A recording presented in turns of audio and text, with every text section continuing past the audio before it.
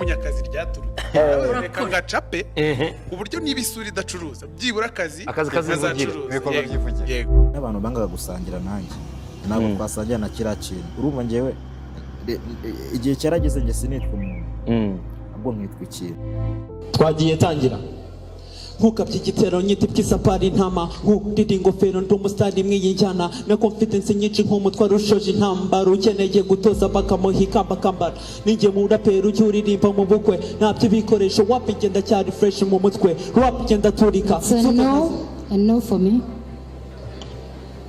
rukundo ko wagira ngo ntago waje mu marushanwa ngo andi mahirwe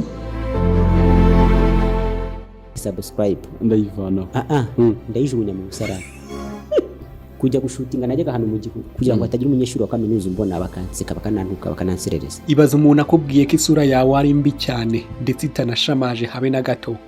Tekereza none iyo sura yawe ari yo wakekaga ko igomba kuzagutunga ari nayo ugomba kuzacuruza. Umuntu akakubwira ko iyo sura yawe itazigera icuruza habe na gato ndetse n'uwajya kuyigurisha muri black market cyangwa muri marato nta wayigura. Ibaze noneho kwizera ko ijwi ryawe ari ryo rigomba kuzakugeza hera, ariko umuntu akakubwira ko utazi kuririmba ndetse n'ijwi ryawe rishobora kuba rimeze nk'iry'itungo. Ako kanya abaguciye intege biba birangiye. Tekereza wowe uri kumva iki cyegeranyo uramutse umbwiye ko kitaryoshye habe na gake ndetse ukanambwira ko ijwi ryanjye ritabereyanye n'ibi byegeranyo ndimo nkora, bishobora kuzagorana ko nzongera gukora ikindi cyegeranyo.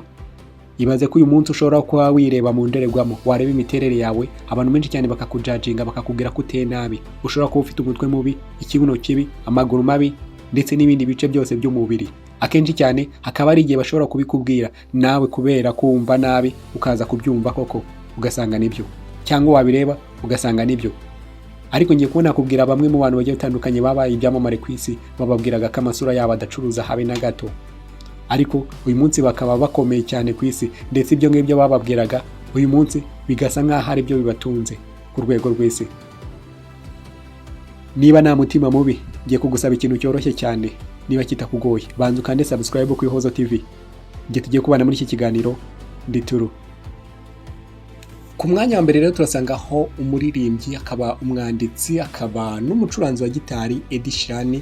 Ed Sheeran rero uyu nguyu yagitangira umuziki abantu benshi cyane bamubwiraga ko adafite isura nziza ndetse n'imiririmbire ye nta muntu uzigera yumva mu gihe azaba adafite isura icuruza, ndetse hagize n'inzu iramutse imusinyisha icuruza imiziki, iyo miziki yayo byarangira iyo nzu ihombye burundu ndetse nta n'undi muhanzi w'icyamamare ushobora kuza ngo ashobore kuba yasinyana kontara n'iyo kampani yaje kuba yasinyisha Ed Sheeran kubera ko yabitangiye kwicisha amazi. Ed Sheeran rero ntibyamuciye intege ahubwo yarakomeje arakora cyane ndetse aza kuba yahinduka n'icyamamare buryo bukomeye cyane kugeza ubu ngubu mu bwami bw'Ubwongereza nta wundi bucuranzi bushobora kuba bwakenera Ed Sheeran aramutse ahari niwe wenyine ubukenewe.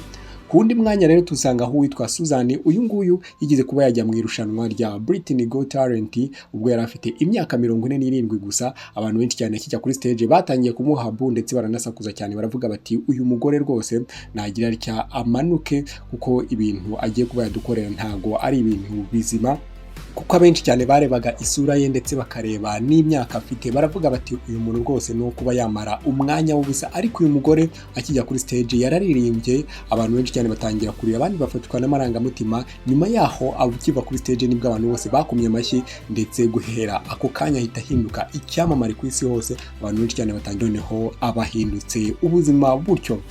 Kundi mwanya rero turasanga aho umuririmbyi Lady Gaga, muramuzi neza ko ari umuririmbyi ndetse akaba n'umwe mu bacuranzi bazi gucuranga piano neza mu buryo bwiza cyane buryoheye amatwi. Uyu nawe muririmbyi abantu benshi cyane agitangira kuririmba isura ye nibayihaga agaciro ndetse bakanamubwira ko imiririmbire ye itaryoheye amatwi ndetse habe na gake cyane. Ibi rero bikakomeza kugenda bimutera agahinda gakabije cyane, ariko ntago yigize acika intege. Uyu nawe yarakomeje aratryinga rero agenda agerageza ndetse nyuma yaho ibintu biza no kwemera. Abantu benshi cyane ku mbuga nkoranyambaga batangira kumutangarira, isi yose itangira kumwumva, indirimbo ze, ijwi rye ndetse n'isura ye bamwe batangira kugenda bayikunda. None ubu ngubu imaze kuba yafata isi yose.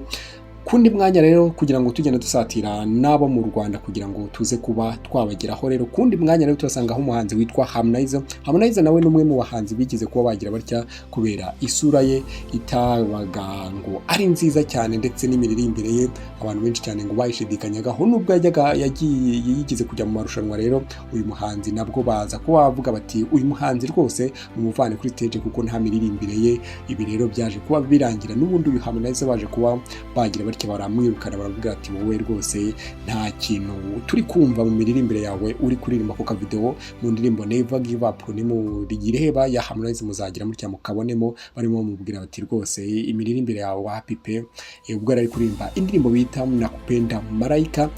Kundi mwanya rero turasangaho Handsome wa Dunia abantu benshi cyane baramuzi n'umusore ukomoka mu gihugu cya Tanzania ufite umutwe munini cyane rero akenshi cyane yakubwiye amateka y'ubuzima bwe urarira ndetse mu buzima bukomeye cyane wumva uburyo yajyaga akorerwa menance mu buryo bukomeye cyane ndetse bunatangaje dore ko nta nubwo yabaga yemerewe kuba yasohoka kubera uburyo umuryango wabo bajyaga bamufata bakavuga bati rero we nta kintu kizakuvamo. Uyu rero Handsome wa Dunia abantu benshi cyane bongeye ko bamuvuga ku mbuga nkoranyambaga ubwo yo yagiraga atya agasezerana n'umukunzi we ariko umukunzi we yajya kumuha akabizu akabona wapi rwose. Abantu benshi cyane batangira kuvuga ko uyu Handsome wa Dunia yaje ko yakundana n'uyu mukobwa ku mbuga nkoranyambaga. Ibi rero byaje gutuma barakuye ngo hafi ubukwe buri hafi kuba rwose. Ibi n'undi Handsome wa Dunia ngo uyu mugore we arareba abona nta kundi kuntu yabigenza apfa kwemera ariko ngo mu ababonye ubukwe ndetse n'amavideo menshi cyane yaciye acara ku mbuga nkoranyambaga avuga ko uyu Handsome wa Dunia umugore we ngo ataramwishimiye habe na gake ariko imbaraga z'ibiceri ahangaha ngo nizo zakoze akazi uyu mugore yemera gupfa kubana n'uyu Handsome wa Dunia. Kundi mwanya rero turaza gusangaho uwitwa Uwizeye Enoke uyu bamuzi nka Kagarara hano mu gihugu cy'u Rwanda ndetse kuri uyu ubungubu ndi kubwa bubyirebi uyu Kagarara arimo aragenda atemberana n'uwitwa Ashton Harry uyu ni umunyamerika umenyerewe cyane mu bintu bya siporo ndetse ukurikiranwa ku mbuga nkoranyambaga cyane dore ko yigisha ibintu bigiye bitandukanye bijyanye n'uburyo wakubaka umubiri ndetse ukagira ubuzima bwiza ndetse buzira umuze.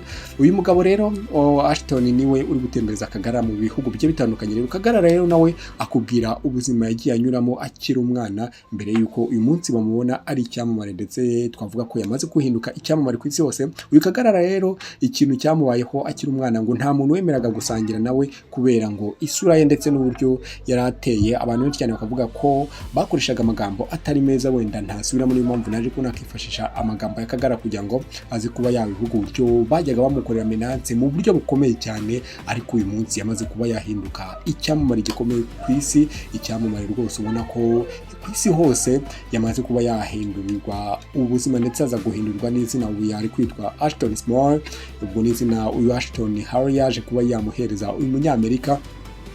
Dukomeza rero mu gihugu cy'u Rwanda rero turasangaho uwitwa Munyakazi Bruce Melody itaha iwacu uyu nawe ni icyamamare cya mu gihugu cy'u Rwanda abantu benshi cyane baramuzi rwose uvuze ko utazi Bruce Melody waba utakurikirana umuziki. Uyu Bruce Melody rero ngo nawe agitangira kuririmba bajyaga bamubwira bati rero buriya iyo sura yawe ntishobora kuba yacuruza habe na gake cyane rwose ndetse nihagize n'umuntu ugira utya nakaba yatanya gukorana nawe indirimbo ndakeka ko itazigera irebwa bitewe n'isura yawe. Uyu Munyakazi rero ngo yaje kuba yakoresha uburyo bushoboka bwose kugira ngo aze kuba yagira atya ahigike amagambo benshi cyane bavugaga avuga ati rero niba bambwiye ko isura yanjye idacuruza ntago ngomba kuba nabikora uko nguko ahubwo ngomba gukoresha ubundi buryo bwose bushoboka noneho mwaza kuba nakoresha impano yanjye kurenza uko nza kuba nakoresha isura. Ariko uyu munsi rero murabona ko hari ibyo yagezeho ndetse amaze kuba yanatera imbere ku rwego rw'isi niko nabwo navuga kubera ko yakoranye n'umuhanzi Shaggy kandi Shaggy ni umuhanzi w'isi ntago ari umuhanzi w'igihugu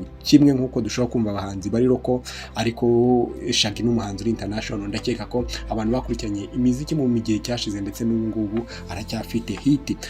Reka dukurikizeho uwitwa Rukundo Chris uzwi nka Chris Easy uyu nawe ubwo yari akiri umuraperi kera cyane yigize kuba yajya mu marushanwa ndetse araririmba ararapa ariko baza kumubwira ko imiririmbire ye itameze neza ndetse inashidikanywaho ndetse ameze nk'umuntu utaje mu marushanwa. Uyu nguyu rero nawe ni umwe mu bantu baje ko bacibwa intege ariko ntiyaza kuba yacika intege none uyu munsi asigaye yitwa Chris Easy ndetse asigaye aririmba ntago akirapa. Aho ngubu urabona ko yamaze kuba yahinduka icyamamare gikomeye cyane ariko nawe baje bakomeje kuba bamuca intege kugeza uyu munsi rero yaba ari umuntu ucika intege nawe yakabaye yarahise abivamo. Kundi mwanya rero turaza kuba twasangaho uwitwa Danizo, uyu nawe ni umukomedi hano mu gihugu cy'u Rwanda, nawe akenshi cyane yakubwiye agahinda ke ndetse ubuzima yagiye anyuramo wumva ari ibintu bibabaje ndetse biteye n'agahinda, dore ko bamwe bajyaga bamutokesha akaba yajyaga gukorera video mu gihuru aho abandi banyeshuri batareba, ibyo byose bigakomeza kugenda bimubera agahinda gakomeye cyane. Uyu nguyu akubwira ko yajyaga akora urugendo rw'amasaha 10 ajya gushutinga ariko akabona views 2, ariko uyu munsi yamaze kuba yahinduka icyamamare aha mu gihugu cy'u Rwanda. Uyu munsi rero nawe ushobora kuba ubona imiterere yawe ukaba wumva baguca intege bitewe n'ijwi ryawe ushobora kuririmba, cyangwa uri umukinnyi wa filime cyangwa ufite indi mpano yose ishoboka, ariko kumva ntago ibintu bimeze neza. Ushobora kuba uyu munsi wumva ufite impano yo gukora itangazamakuru cyangwa kuba influencer, ariko uyu munsi ukaba ukitinya kumva ko nta kintu ugomba kuba wakora kirenze bitewe n'amagambo ugenda wumva y'abantu.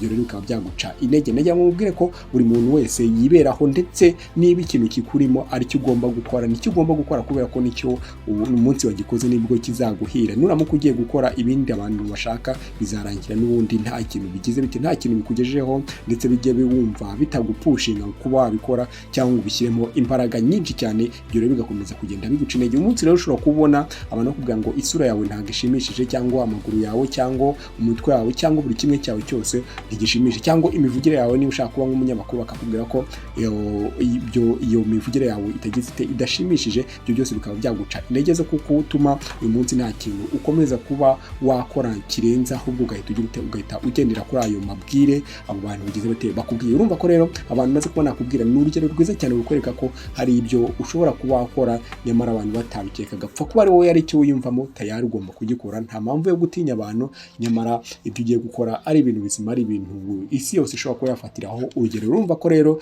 abana ni bamwe wenda mvuze tuzagenda tugaruka no ku bandi bantu bagiye bacibwa intege, nyamara bari bafite gahunda yo kuba bagira icyo bakora kirenze gishobora kuba cyahindura na sosiyete, ariko nyamara bagakomeza kugenda bakorerwa menance nk'izo ngizo. Ndakeka ko rero uyu munsi iki kiganiro niba kikuryoheye utumvishe kuko ijwi ryanjye n'ubwo ndwaye gripe, niba kikuryoheye nawe rero ntugende udakanze subscribe, like yawe kugira ngo ikiganiro kiki kibona recommendation, share ni kugira ngo uhereze bagenzi bawe nabo bakomeze bagende bamenya ibi ngibi. Nabo uyu munsi bashobora kuba nta mbaraga bafite, nabo baracitse intege kubera amagambo y'abantu bajya bababwira, nabo bikaba byabatera ihungabana ryo gutuma batifuza kuba bakora ibyo barimo. Ngiye gutegura ikiganiro rero nkanakikugezaho, nditumukomeze kugenda mudushyikira mukora ibyo ngibyo nabasabye rwose. Murakoze cyane, ibiganiro byacu nakagaruka.